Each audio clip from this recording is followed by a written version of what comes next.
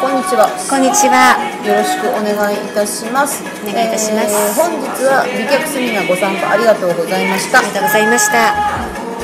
お名前と活動場所を教えてください。はい、諏訪沙織です。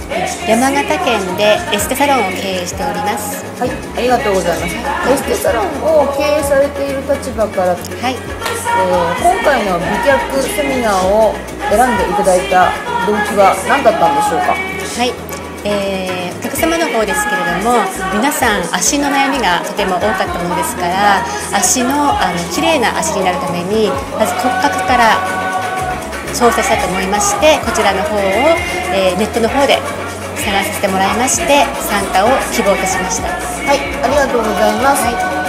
ご参加いただいたところで、成果はどんな感じでしょうか。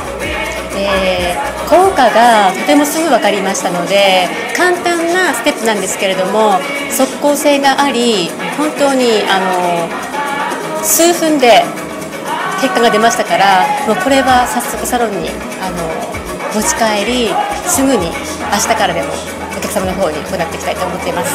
はい、ありがとうございます。ご活用いただければ大変私も嬉しいので、ぜひこれからもよろしくお願いいたします。はい、こちらこそまたお願いいたします。ありがとうございました。ありがとうございました。